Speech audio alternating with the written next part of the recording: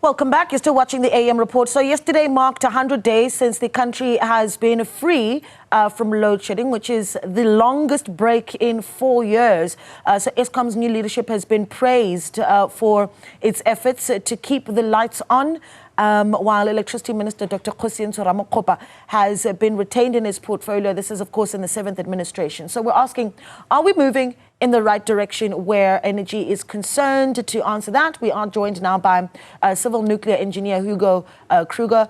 Hugo, good morning to you. Welcome to the AM report. Always good to have you with us. Good morning. Thank you for having me. 101 days. Here we are. Is this, I'm really interested in looking at the numbers, right? But I think a really good place to start is at the beginning of this year. Were you expecting that we would have a break this long?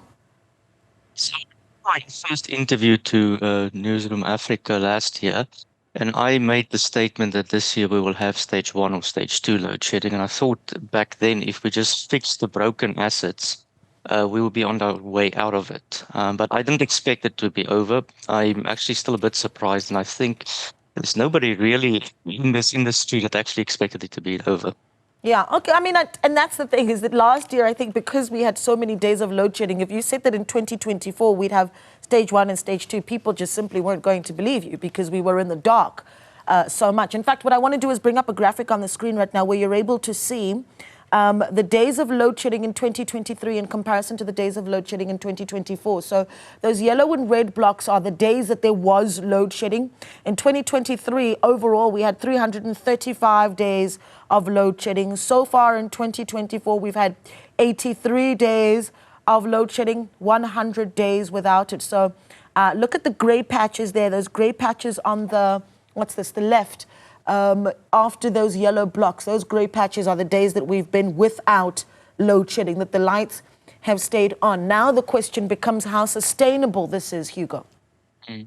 So, South Africa, let's go to the reason why load shedding is gone. First of all, there was a conscious decision taken to maintain the coal fleet for as long as possible, to maintain the existing system.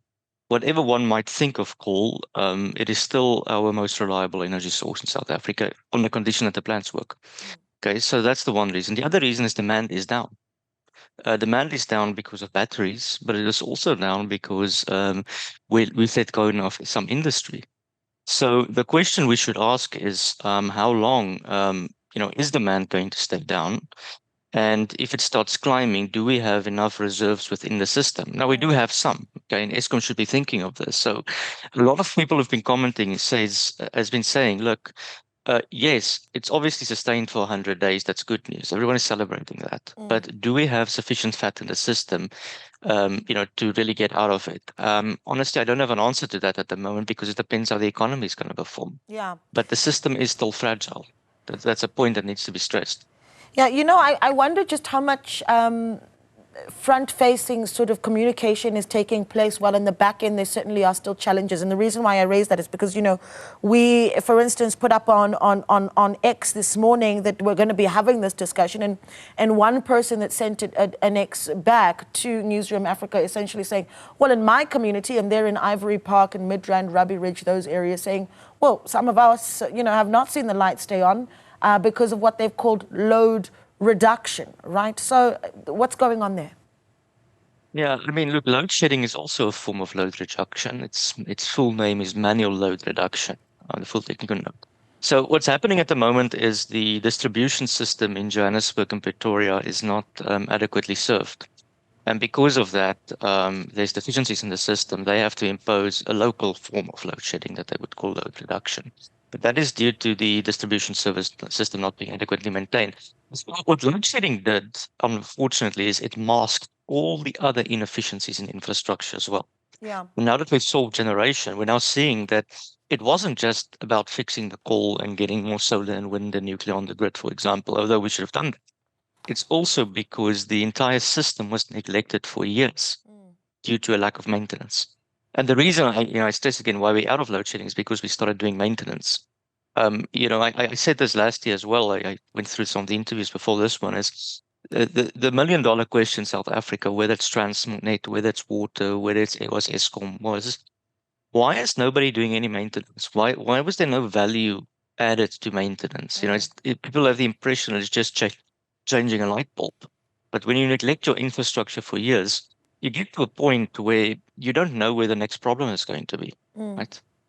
And that is the sort of the key to all of this for me, is that South Africans need to start appreciating the infrastructure we have. Now, look, I'm a civil engineer by training. I said it because I'm biased. But if you don't have functional infrastructure, you don't have an economy. And, you know, I looked at the government of national unity, you know, to bring it to the political system a little bit the other day. Positions like Minister of Science and Technology and Water and Sanitation and Public Works have always been sort of symbolic portfolios. Yet, these are some of the portfolios that are required for economic growth. And we're seeing it again. You know, you look at the Minister of Public Works, I look at Minister of Transport. We had Barbara Creasy going to Minister of Transport. She was Minister of Environmental Affairs. Does she have a background in civil engineering? I don't think so. We have Dean McPherson of the DA, who's got a matric qualification, now Minister of Public Works. Okay, that's not electricity, but I'm saying, okay, we are appointing people of that nature without the qualifications as on those portfolios. Are we going to be surprised that that infrastructure won't be maintained or won't be adequately serviced or performed to optimally? And that was the reason why I would say load shedding was gone, is we appointed people that were simply incompetent.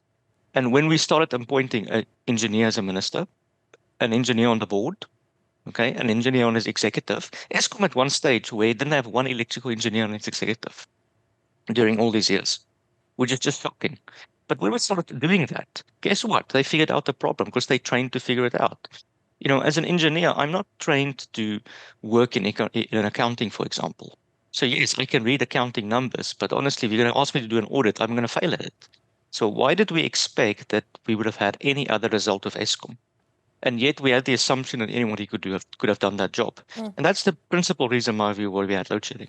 Well, I need to sit there because you've then got into the space of the cabinet and the leadership. So I must ask you, the fact that Dr. Kgosientsho Ramokgopa has been retained, and then of course there's been, the Department of Minerals and Energy as well. No, it's electricity and energy, and then mineral resources and petroleum as a separate entity. And I need to clarify this because we need to get used to these new departments. Does the retaining of Dr. Kgosientsho Ramokgopa give you confidence, and then the splitting and I suppose the allocation of those departments and how they look now? First of all, it's not a new thing. South Africa used to have Minister of Mining in the past, and Minister of Energy. We're going back to what worked. So they combined the two, and now they're making a 180 because both those portfolios are too big. So electricity is energy. You might as well just name it Minister of Energy again. And we have Minister of Minerals. And then you've always had this debate about petroleum or products, whether they are a commodity or whether they're used to generate services, which is electricity. And it's true that it's actually a bit of both, because so when it comes to petroleum, for the extent to which it is used for mining, when it is, you know, the dinosaur juice in the ground, that should fall under Minister of Mining, which is Minister Mantashe at the moment. But when it comes to using energy in the broader sense for applications like Sasol, for example, or aviation fuel, or our refinery that is broken down, which is another form of neglect, that should, in my view, fall under Minister of Energy. So I'm not sure how those responsibilities will be added up.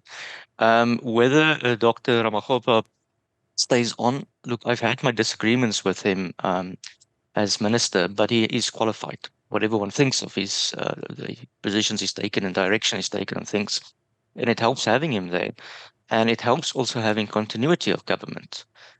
Also, Mr. Dan Morogane at Eskom, in my view, will have to stay for 5 years because Eskom has had CEOs rotating every year. Now, when it happens like that at the top, what do you expect is going to happen at the bottom?